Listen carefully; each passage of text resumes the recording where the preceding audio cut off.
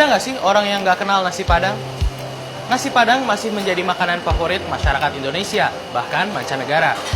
Pada survei yang dilakukan pada tahun 2011 dan 2017, rendang, salah satu ikon masakan Padang, terpilih menjadi makanan terenak di dunia.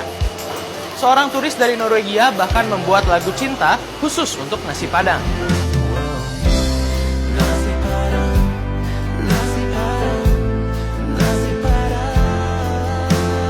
Tapi ternyata ada berbagai hal unik seputar nasi Padang yang barangkali belum diketahui banyak orang.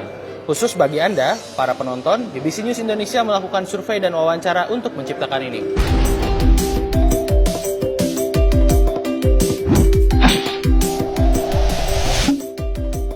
Kenapa namanya nasi Padang?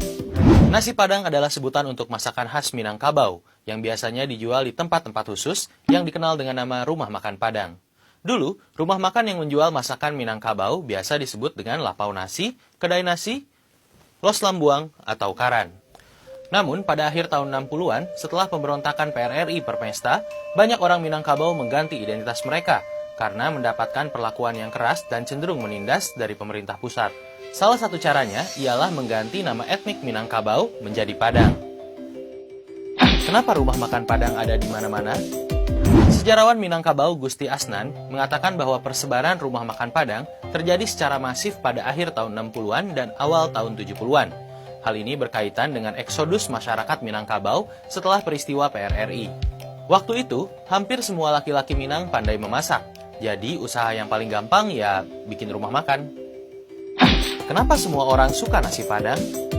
Menurut sejarawan kuliner Fadli Rahman, elemen nasi sebagai makanan pokok dan lauk pauk yang kaya rempah-rempah membuat nasi Padang digemari banyak masyarakat Indonesia. Keberadaan rumah makan Padang yang bisa ditemukan di mana-mana juga menjadikan nasi Padang makanan kolektif masyarakat Indonesia. Benarkah nasi Padang lebih enak di Padang daripada di luar Padang? Ini memang subjektif sih, tapi banyak yang bilang kalau nasi Padang di Padang itu jauh lebih enak. Menurut para pakar kuliner, rahasianya mungkin terletak pada bumbu-bumbu yang digunakan di tanah Minang. Misalnya, rendang yang dibuat dengan kelapa Pariaman akan beda rasanya dengan rendang yang dibuat dengan kelapa dari Pulau Jawa. Begitu pula dengan cabai. Ada cabai alahan panjang, ada cabai bukit tinggi, ada cabai payakumbuh, dan lain sebagainya. Selain itu, proses pengolahan makanan di tanah Minang juga berbeda dengan di perantauan, sehingga cita rasa makanannya juga berbeda. Kenapa nasi Padang kalau dibungkus lebih banyak nasinya? Berdasarkan survei yang dilakukan oleh BBC News Indonesia, 79% rumah makan Padang mengaku memberikan porsi nasi lebih banyak ketika dibungkus. Alasannya macam-macam, mulai dari akal-akalan untuk menaikkan harga hingga sedikit lebih mahal, sampai membuat bungkus nasi terlihat elok. Menurut sejarawan Minangkabau Gusti Asnan, tradisi memberi porsi nasi yang lebih banyak merupakan bentuk penghargaan kepada pembeli nasi bungkus, karena telah mengurangi pekerjaan pemilik kedai. Seberapa sehatkah nasi Padang? Ini mungkin pertanyaan paling penting.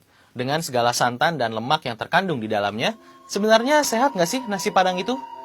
Menurut Profesor Nur Indrawati Lipoeto, pakar gizi di Universitas Andalas Padang, kandungan lemak jenuh dalam santan hanya seperempatnya minyak goreng, dan bahwa makanan bersantan biasanya mengandung kalori yang lebih rendah dari goreng-gorengan. Selain itu, masakan Minangkabau juga kaya akan bumbu seperti jahe, kunyit, lengkuas, dan daun serai yang berperan sebagai antioksidan.